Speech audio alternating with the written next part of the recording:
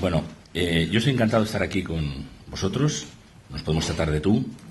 Y como suelo decir, y no es un recurso retórico, digo con toda sinceridad, yo he venido aquí para estar con vosotros, para compartir cosas, y también he venido para aprender, fundamentalmente para aprender.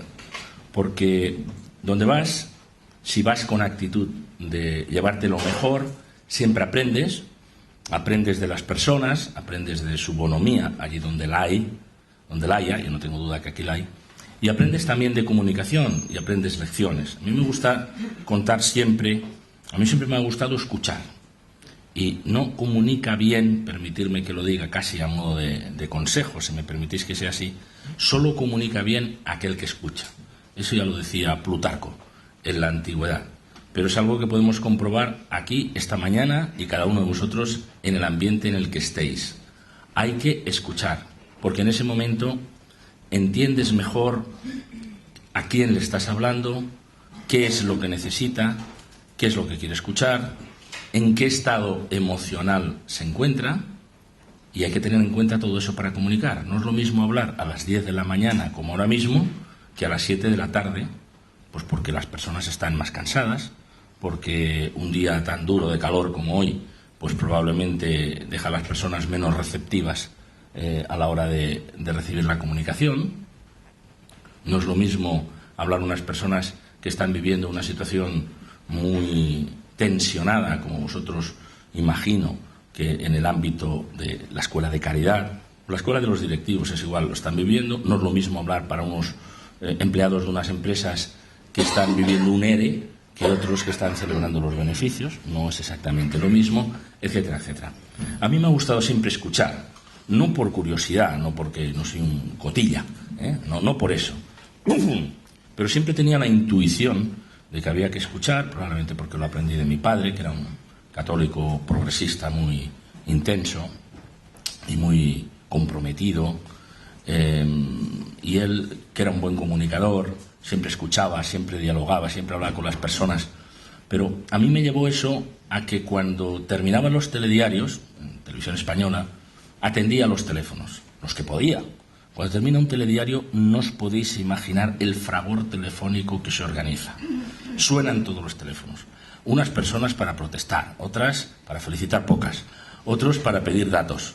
Otros porque han hablado ustedes de un medicamento que no sé qué, yo tengo a mi madre que tiene ese médico. ¿Cómo ha dicho que se llamaba el hospital en el que hacían esa cuestión? Porque me interesa mucho. Los que protestan, y los que protestan airadamente, esos ya son de plantilla. Yo creo que en la cocina o en el comedor de muchas o de algunas hogares españoles ya tienen teléfonos informativos directo, porque entre que dabas una noticia que no les gustaba, de lo que fuera, y la protesta, pasaban tan pocos segundos que no habían tenido tiempo de llamar a información a preguntar dónde estaba aquello. O sea, esos eran de plantilla ya, ¿no? Y ahí pues teníamos, ahí aprendías mucho y obtenías unas anécdotas extraordinarias. Yo recuerdo un día cuando el referéndum de la OTAN, 1986, había unos espacios obligados por ley para los partidos políticos. Entonces, pues había el del Partido Socialista, el que fuera, no sé qué, incluido el del PNV. Yo, en aquella época, hacía el telediario de las 3, ya no hacía el de las 9, porque así por la noche, después del de las 9, que presentaba Ángeles Caso y Paco Lobatón, yo podía hacer una entrevistita corta, que se llamaba Punto y Aparte, y que duraba 10 minutos, así que hacía el de las 3. Y estaba yo a las 3:32, había terminado ahí 30, en el maquillaje de Torre España, quitándome el maquillaje, y veo que entra el espacio que le tocaba al PNV, y que era en aquel momento Xavier Arzallus hablando sobre la OTAN. Estaba en su derecho de decir lo que quisiera. Hablaba en euskera. Y yo dije, no hay subtítulos. Esto no lo entiende nadie. Llamé desde allí mismo al control central y digo, oye, por favor, poner los subtítulos del vídeo, porque estamos emitiendo para toda España y esto no lo entiende nadie. Y dice, no, es que vino la cinta así, vino sin subtítulos.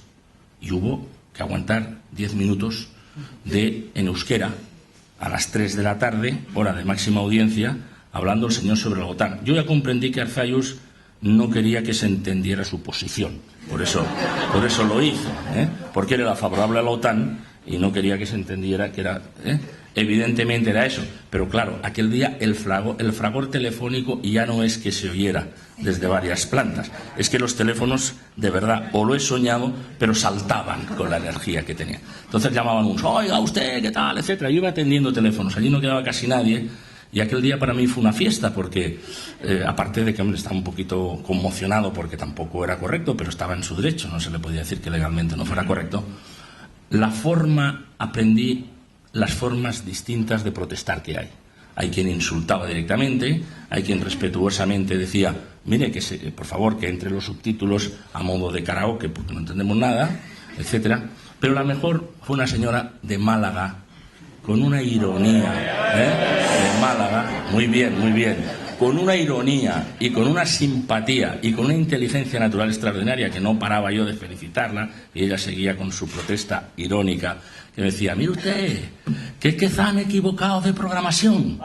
Y digo, ¿pero por qué dice usted eso? Dice, porque han puesto el follow me, decía la señora, han puesto el follow me.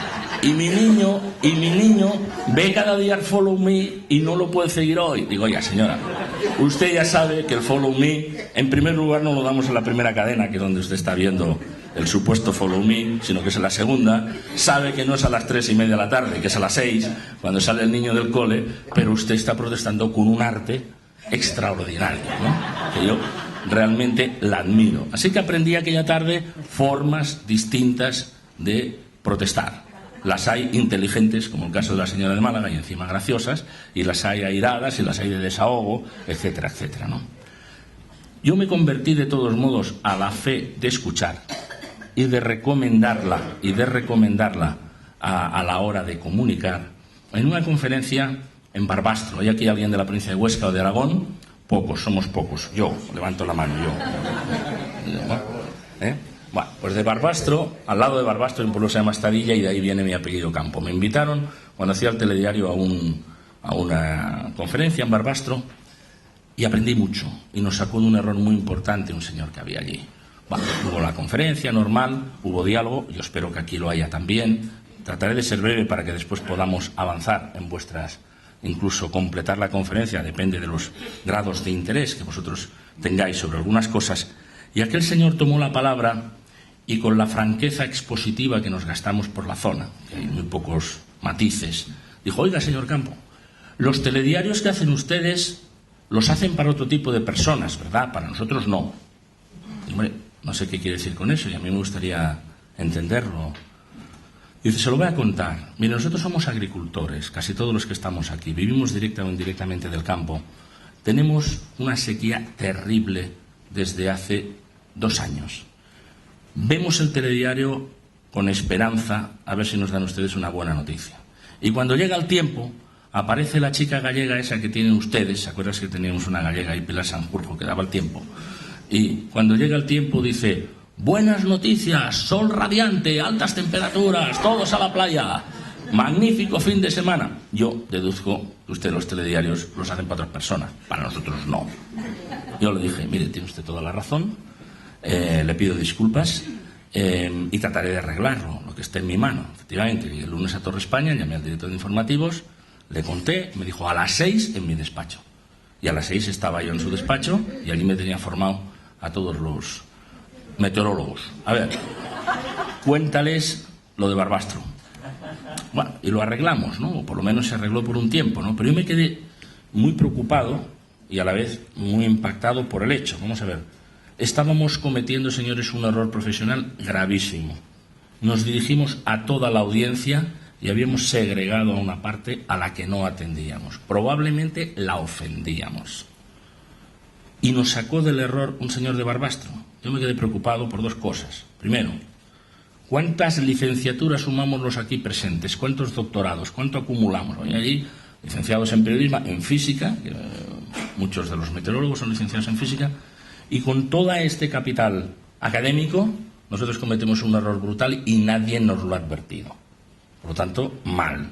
Segunda cuestión, ¿cuántos errores como esto estamos cometiendo y nadie nos advierte de ello?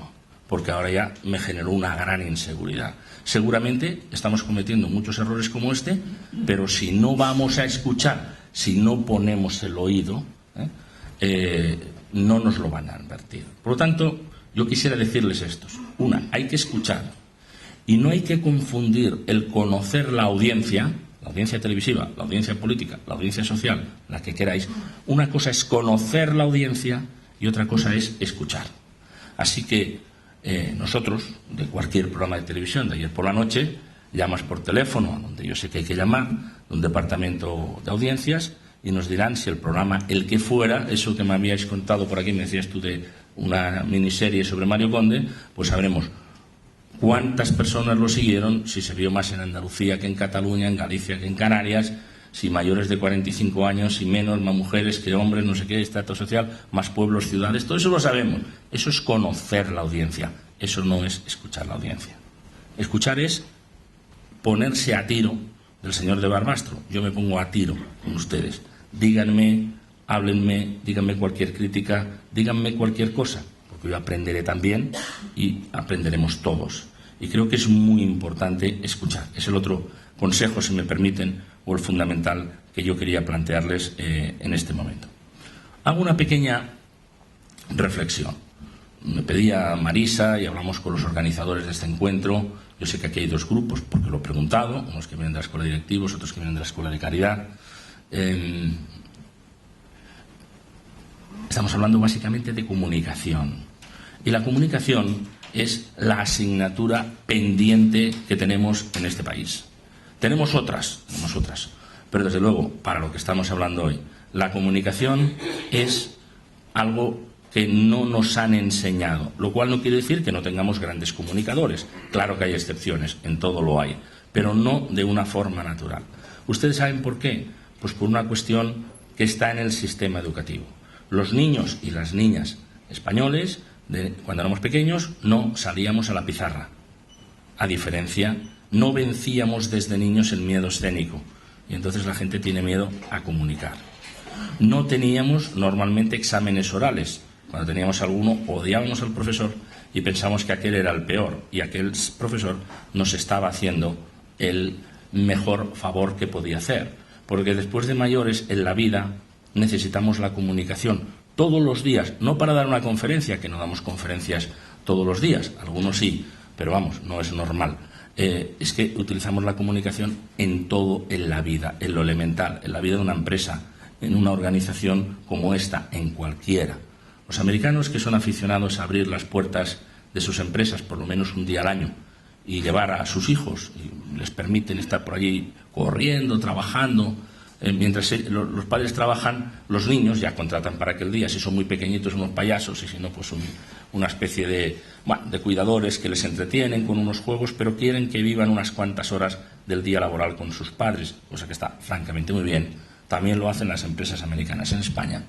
Y me contaba la presidenta de IBM, Amparo Moraleda, ahora ya no lo es, me decía, oye, yo me llevé a mi hija Rocío, que tenía 5 años, y nada, estaba por allí todo el día. Y cuando volvíamos a casa por la noche, le dije, Rocío, ¿qué te ha parecido mi trabajo? Y la niña dijo, ¿eso es trabajar? Si estáis todo el día hablando. Tiene toda la razón. ¿Eso es trabajar? Sí, estamos todo el día hablando. Das órdenes o las recibes, envías correos o los lees, atiendes el teléfono, hablas con tus colaboradores, te llaman al despacho del jefe, vienen unos proveedores a venderte algo o tienes una reunión para ver cómo organizas cualquier cosa. Por tanto, la comunicación está presente en nuestras vidas. Es absolutamente fundamental y no la hemos cuidado en el sistema educativo. Cuando digo que no la hemos cuidado es en la escuela primaria, en la enseñanza media, en la universidad y en las escuelas de negocio. Por eso yo estoy tan empeñado en crear una escuela de negocio donde la comunicación sea fundamental. Usted estudiará ciberseguridad, usted estudiará comercio exterior, usted estudiará cualquier otra cosa que hagamos, un típico MBA, lo que sea, pero la comunicación es fundamental. Porque aunque sea un gran experto en comercio exterior, si no lo cuenta bien no va a vender, o venderá menos, o tendrá menos oportunidades de liderazgo, o tendrá menos posibilidades de convencer a las personas que esté enfrente. Así que la comunicación es fundamental en nuestra vida y, sin embargo, en España, también en Portugal, también en otros sitios, no la hemos cuidado suficientemente bien. Con toda amistad y con todo afecto, déjenme que diga, y en la Iglesia tampoco.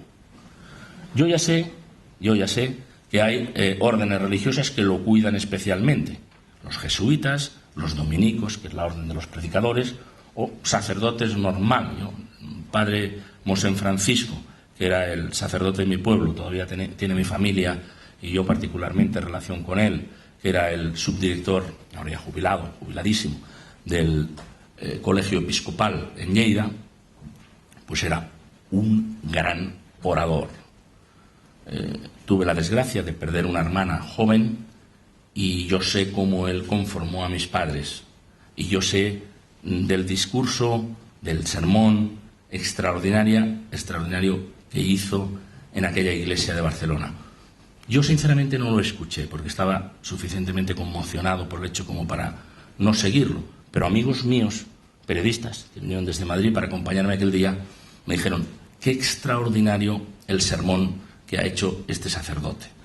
Es decir, hay excepciones, pero también es verdad que se pierde en la comunicación, y permítanme que lo diga con toda amistad, una gran oportunidad de explicar la palabra de Dios o lo que quieran contar o determinados valores en tantos entierros, bodas, bautizos o simplemente en la misa dominical, el que asista a ella, donde se aplica la comunicación por oficio directamente, sin preparación ninguna, sin ninguna sensibilidad, cassette 33 o el que toque aquel día, el cassette 33 o el 12, en todos los ámbitos, en la política, en la empresa, en la iglesia, en el periodismo, se pierden oportunidades de comunicación. Así que yo les invito a que tomen la comunicación como algo central, como algo vital, que dediquen tiempo a prepararla, porque normalmente es lo que no hacemos. Oye, ¿te has preparado eso? Y dice todo el mundo, bueno, pues es una intervención de 3 minutos. Bueno, pues en 3 minutos usted puede perder una oportunidad de convencer, puede perder una oportunidad realmente de fortalecer el liderazgo, de atraer a las personas, simplemente porque no lo ha preparado. Winston Churchill, que fue un extraordinario orador, aún así perdió las elecciones, a pesar de haber ganado una guerra o haber resistido heroicamente al frente del pueblo británico en la Segunda Guerra Mundial frente a los nazis. Él, que era un gran orador y muy irónico, pero solía decir, si yo tengo que hablar durante 2 horas sobre un tema que sé, me dan 10 minutos, tomo unas notas o simplemente las tomo mentalmente, que es lo que yo he hecho desde ayer, pensando en qué diría hoy aquí, o en el coche, que me dijo Marisa, yo te acompaño. Y digo, no, prefiero ir solo, porque estoy repasando mis notas y como Winston Churchill, y perdón, no pretendo compararme con él, puedes hablar 2 horas de algo que sepas, con 10 minutos de preparación. Pero si tienes que hablar 10 minutos sobre el mismo tema, decía Winston Churchill, y lo compartimos, necesitas 2 horas de preparación. Es decir, cuanto más breve sea tu intervención, más tiempo de preparación necesitas. Y nosotros, especialmente los latinos, somos muy amantes de la improvisación. Es lo que normalmente hacemos. ¿Te lo has preparado? No, fui allí, me llamaron, no sé qué, siempre la historia es la misma. En el último momento no sabía nada y tal, claro, no sé qué, pero yo fui, intervine. ¿Y qué tal te salió? Muy bien, va, bien, salí. ¿Bien? ¿O no tan bien? ¿O mal? ¿No? Y tampoco te lo van a decir a los de alrededor. Tampoco te lo van a decir los de alrededor. Porque este es un país que generalmente comunica mal. Yo conozco un político, amigo, que me pidió que le presentara en el Foro de Nueva Economía. Yo lo presenté y conduje aquel coloquio. Él hizo leyó, mal leído, con perdón, una extraordinaria conferencia que alguien le habría preparado, con unas citas muy apropiadas, etcétera, etcétera. Tenía amistad y confianza con él. Y cuando terminó me dijo, ¿qué tal, Manuel? ¿Qué te ha parecido? Y yo le dije, provocadoramente, había confianza, digo, ¿la verdad o declaraciones oficiales? Y él me dijo, hombre, no fastidies, la verdad. Bueno, te voy a decir la verdad. ¿Tienes media hora para que te la cuente? Dice, ¿tan mal lo he hecho? No la tengo. Bueno, pues cuando tengas media hora me llamas y yo te contesto. Tenía tanta confianza que incluso cuando se iba, estuve aprovechando y le dije, oye, José Ángel, se llama José Ángel, el que busca la verdad corre el riesgo de encontrarla. Se fue el hombre ya absolutamente preocupado. Entonces vino no para media hora, sino para 2 o 3 horas. Yo ya había pedido por escrito su intervención, ya había pedido su grabación, ya habíamos hecho un pequeño análisis y le fui marcando, mira, no se puede terminar las hojas sin que terminen en un punto, porque si uno dice, y estamos reunidos esta mañana en el Escorial, termina diciendo en el Escorial, punto, para pasar la hoja, y justo en la pausa del punto pasar la hoja. Desde esas cosas tan elementales, aquella magnífica conferencia había sido destrozada por la parte de... Y cuando quieres decir una cosa importante, José Ángel, haz una pausa antes. Pero déjenme que les diga una cosa fundamental.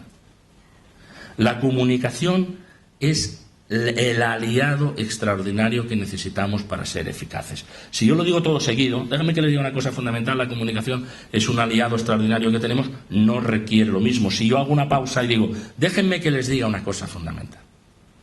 La comunicación es un aliado. Ustedes verán que a partir de ahí eso entra en mayúsculas.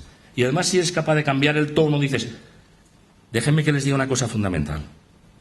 La comunicación es el aliado... Estoy cambiando el tono, ¿no? Bueno, pues con pausas y con tonos, pausas y tonos, somos capaces de que nuestra intervención oral brille de otra manera. Bueno, yo le conté todas estas cosas a mi amigo José Ángel y tuvo una explosión de ira cuando acabó tremenda. Porque dijo el tío, pero vamos a ver, llevo 25 años en política y nadie me ha dicho esto nunca. He tenido jefes de prensa, he tenido secretarias magníficas y nadie me ha advertido de esto. ¿Cómo puede ser? Y bueno, ahora ya lo sabes, hombre. Ahora ya, a partir de ahora, sí, pero he perdido 25 años. Nadie me lo ha dicho. ¿Cómo puede ser? Puede ser por varias cosas. Primero, porque no lo sepan. Segundo, porque tengas un grupo de colaboradores muy pelotas. Que cuando termines, así como tú me preguntaste qué tal lo he hecho, te digan, muy bien, consejero, muy bien. Entonces, no te hacen ningún favor. No te hacen ningún favor. O porque no se atrevan a decírtelo.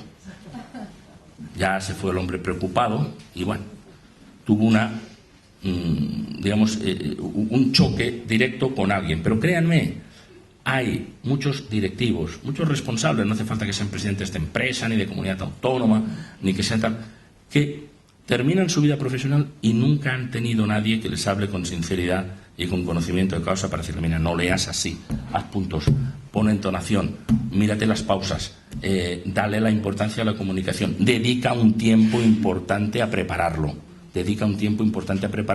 porque eso es absolutamente fundamental. Así que en general los latinos comunicamos muy bien, muy mal. Y tenemos que comunicar muy bien. ¿Saben por qué? Por 2 razones fundamentales. Porque si comunicamos mal, como es el caso, insisto, hay excepciones extraordinarias, tenemos 2 problemas que me gustaría detallar y que grabar en su memoria. Tenemos una pérdida de competitividad, y 2, tenemos una pérdida de productividad. Pérdida de competitividad porque cuando vamos a vender algo, a convencer a alguien de algo, si hay otro que lo cuenta mejor que nosotros, no lo vendemos o no lo convencemos. Haré referencias muy pensadas y espero que sean prudentes, pero con ánimo constructivo, a la Iglesia Católica. La Iglesia Católica ha perdido en muchas áreas de América Latina espacios que de forma natural eran suyos. Me refiero a Guatemala, me refiero a áreas de Brasil, me refiero a otras zonas donde las iglesias evangélicas y las sectas varias de cualquier naturaleza, y no digo despectivamente, pero incluso algunas fundadas por impostores manifiestos que predican la caridad y viajan en aviones privados desde Estados Unidos para dirigirse allí directamente, y por no contar bien las cosas, por no ser perseverantes, por estar distanciados de la ciudadanía, ha perdido, por no comunicar bien, en definitiva, con la humildad necesaria, ha perdido grandes áreas. Claro que estamos viviendo un momento de esperanza completamente distinto, porque, por suerte, se eligió al Papa Francisco, que de comunicación entiende. Vaya que se entiende. Con 4 golpes el primer día puso las cosas en su sitio. Santidad, aquí tiene usted, me imagino cuando fue elegido, aquí tiene usted la sotana blanca. Eso lo aceptó, porque si no, visualmente no lo hubiéramos distinguido de todos los cardenales, o sea que ya lo entiendo. Santidad, aquí tiene usted los zapatitos rojos exclusivos hechos a medida. No, los que traía, me quedo con los que traía. Santidad, aquí tiene usted la cruz con brillantes, etcétera y tal, con la estola, etcétera. No, ya me quedo con la de latón, ¿no?, que traía desde mi diócesis de Buenos Aires, etcétera, etcétera. Santidad, aquí tiene usted el coche blindado, no, ya me subo un autobús de los cardenales, etcétera, etcétera. Bueno, todos esos golpes de imagen a mí me hacen estar esperanzado en que realmente nos vamos a tomar la comunicación en serio. Alguna pista teníamos porque era un jesuita, los jesuitas saben de estas cuestiones, que tuvo la habilidad además en su propio nombre, a la hora de elegir el nombre del fundador de otra orden, Francisco de Asís, San Francisco de Asís, distinguido más especialmente por la humildad. Con lo cual ya dio una sensación de apertura, de diálogo, etcétera, o por lo menos yo así lo interpreto. Ayer me contaron un chiste. Dijeron, teniendo en cuenta que era argentino, pensaban que se iba a poner el nombre de Jesucristo II, decían. Pero bueno, no me parece irrespetuoso, me parece que no. Eligió Francisco, no Jesucristo II, como cabía temer. Porque yo cuando vi que era argentino, digo, madre de Dios. En fin, aquello resultó bien. Y que ha tenido, desde el principio, unas frases realmente extraordinarias. Y que yo desde el punto de vista de la comunicación las valoro y creo que son una gran aportación y sobre todo un revulsivo para que todos entendamos también, a través de su palabra, que la comunicación es muy importante. Cuando el Papa Francisco, que no Jesucristo II, dice el pastor tiene que oler a oveja, tiene un contenido crítico, me parece muy importante, yo lo interpreto como una consigna realmente extraordinaria, y es capaz de sintetizar una crítica y una consigna, es decir, una mirada al pasado y una orden o una apelación al futuro en una sola frase.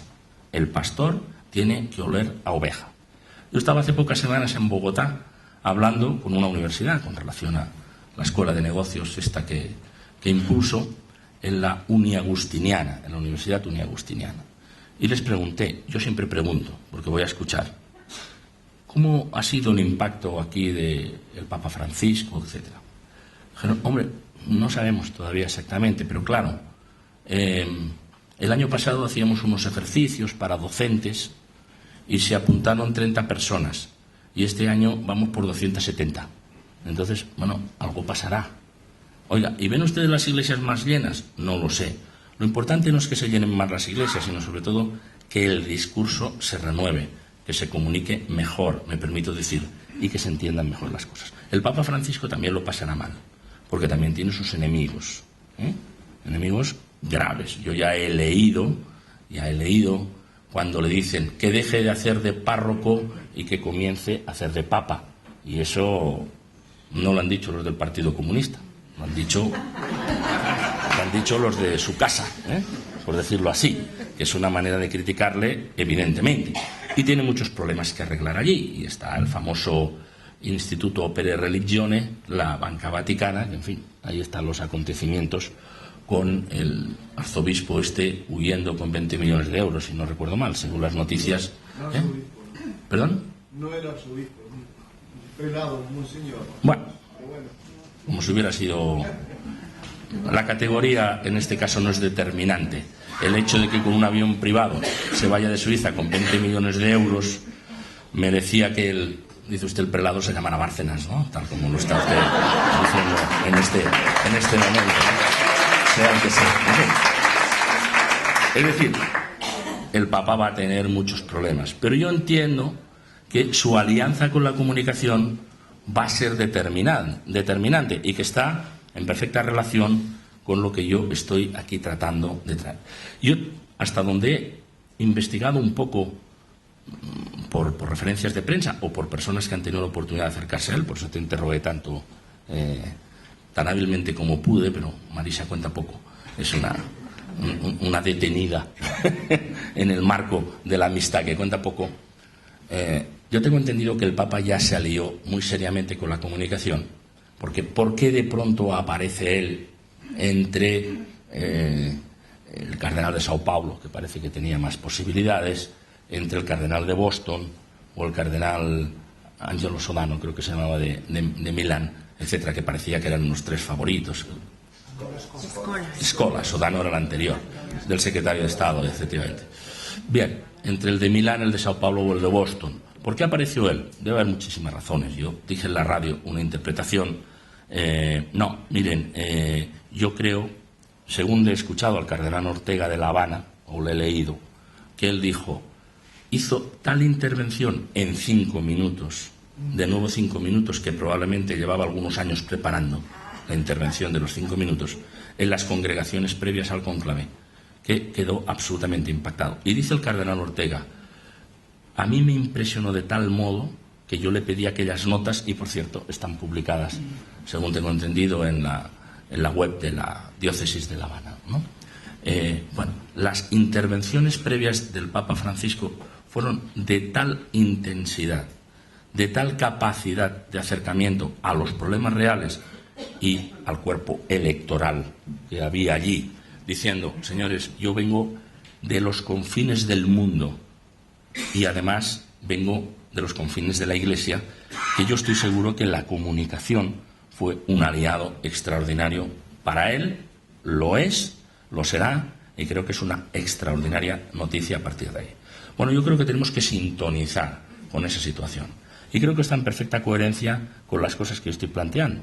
Ustedes tienen mucho que contar, todos tenemos mucho que contar y tenemos que contar las cosas bien. Y si me permiten, porque yo quiero escucharles también y si les parece bien continuar la conversación con razón a lo que me vayan preguntando en relación, y si una cosa no la sé, pues humildemente no lo sé o ya lo prepararé, voy a dar mi correo electrónico y me dan el suyo y yo desde luego les contesto. Quiero hablar de la marca Cáritas, si me permites un momento.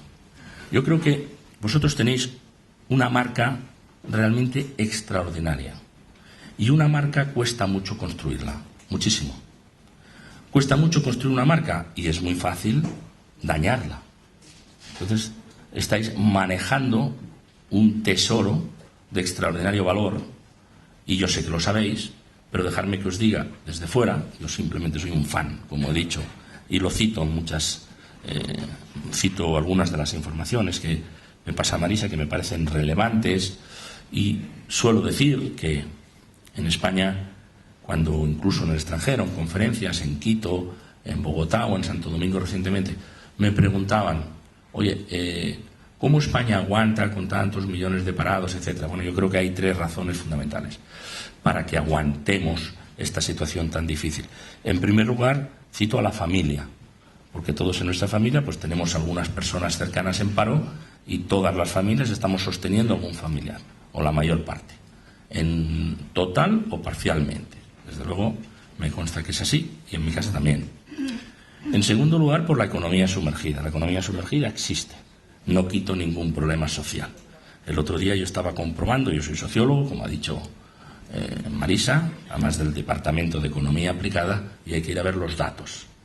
Y si fuera verdad que estuviera sin trabajar, sin tener actividad, todas las personas que dicen las estadísticas, que yo no dudo que oficialmente estén en paro, no habría, o habría un descenso muy significativo del consumo eléctrico en horas laborales. Y eso no pasa. Ha habido una pequeña disminución, quiere decir que se está trabajando. Por tanto, hay economía sumergida, y es verdad, reconozcámoslo, y también ayuda a eso. Y en tercer lugar, siempre cito en las conferencias y en las crónicas, gracias a instituciones como la vuestra. Cito a Cáritas, cito a Cruz Roja y cito a tantas otras ONGs. Aquí están los amigos de AMREF, que tengo el honor de ser embajador de esa ONG, que están haciendo un trabajo extraordinario, o en España, o en África, como es el caso de AMREF, o donde sea.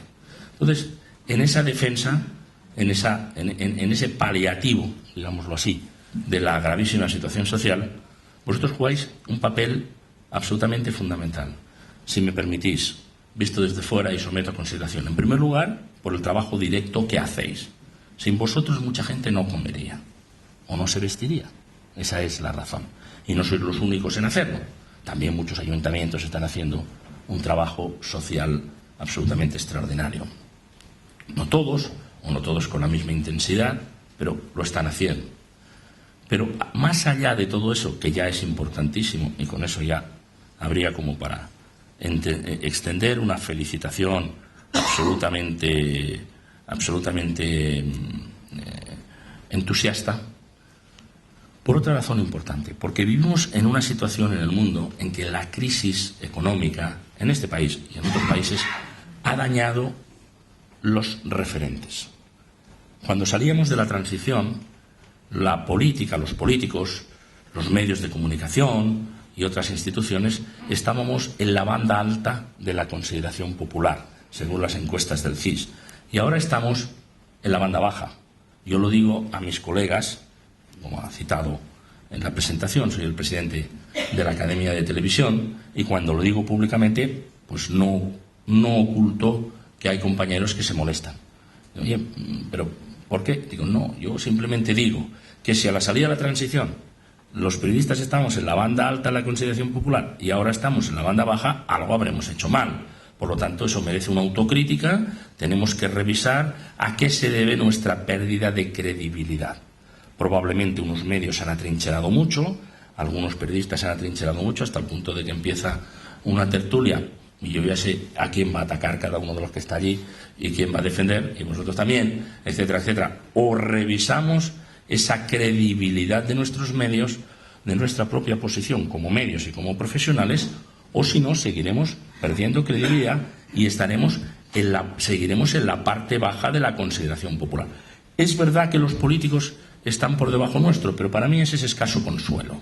Estamos donde estamos y algunas cosas las hacemos mal.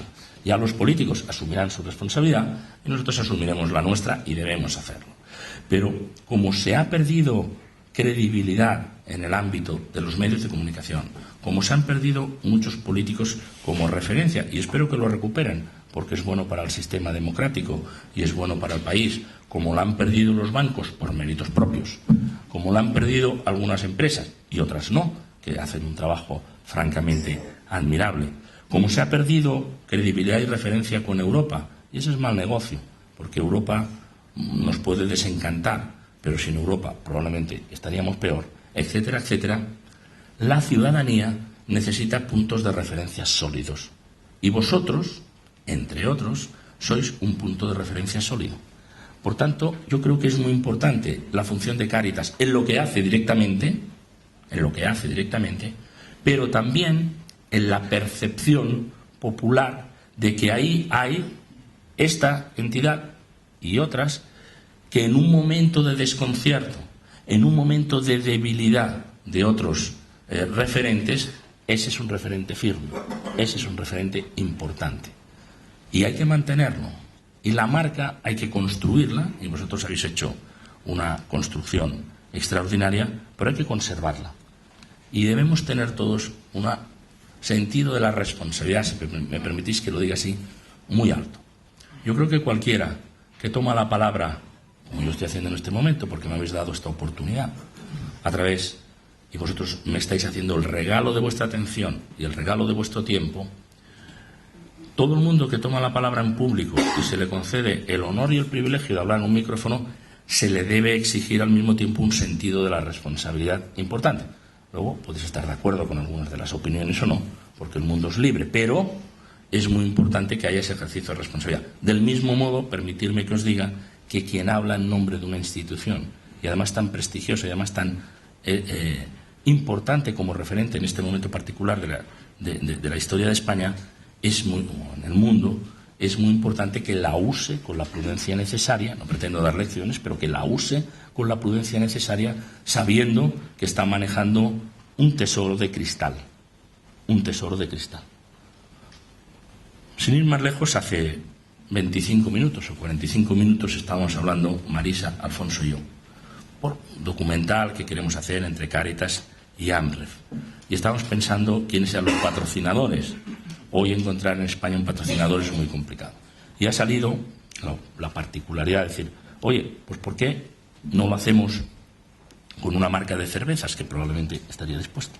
Y Marisa ha dicho, cuidado, asociar la palabra de Cáritas con una marca de cervezas ahí en el documental no sería la más adecuada. Eso es cuidar la marca. Eso es cuidar la marca. Y las marcas son muy importantes en su construcción. En definitiva, yo lo que quiero decirles son esas 3 cosas que me parece fundamentales y que eran como titulares que yo quería trasladar. Y a partir de aquí estoy a vuestra disposición para todos los comentarios y continuar la charla sobre los aspectos que creáis convenientes, sobre dudas, sobre críticas o sobre lo que queráis. Escucharé con enorme atención y con enorme interés, como he dicho. ¿Por qué? Primero, he dicho, la comunicación es absolutamente fundamental. Darle espacio en vuestra vida. Si tenéis oportunidad de hacer un curso de comunicación, hacerlo. Si tenéis oportunidad de seguir a los mejores comunicando, seguirlos y aprender. Segunda cuestión, en la comunicación es vital escuchar, porque solo habla bien aquel que escucha, o en todo caso, hablará mejor. Tercero, cuando hablamos de una persona como el Papa Francisco, al que he hecho referencia, es absolutamente vital que aprendamos de él.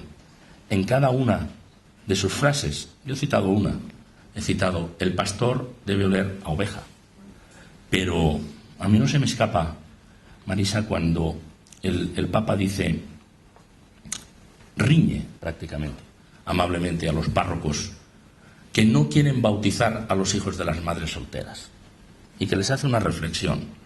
Nosotros les decimos que tengan el hijo, pero luego no lo podemos excluir de la Iglesia, aunque sea hijo de madre soltera. Cuando el Papa dijo esa frase, yo estaba en Santo Domingo, que es uno de los países, quizá quitando algunos países africanos, que tiene un índice de madres solteras más alto en todo el mundo, donde, eso también lo tengo que decir, en las farmacias del Estado no se venden anticonceptivos ni preservativos por presión del cardenal de la República Dominicana.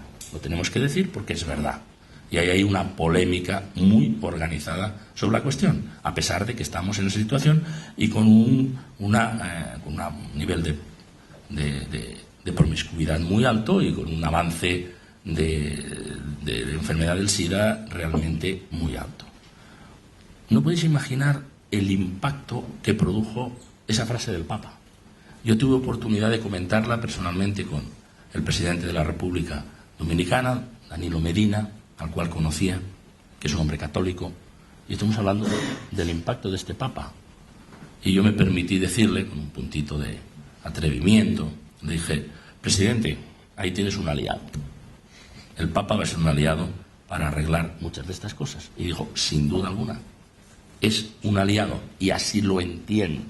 Por lo tanto, esa referencia de comunicación, desde una posición tan importante como la suya, está irradiando y trazando una alianza en torno a la comunicación que yo espero que sea fructífera, que se desarrolle y que realmente también nos oriente a muchos, nos ilumine a muchos en el sentido de estas cosas que decimos.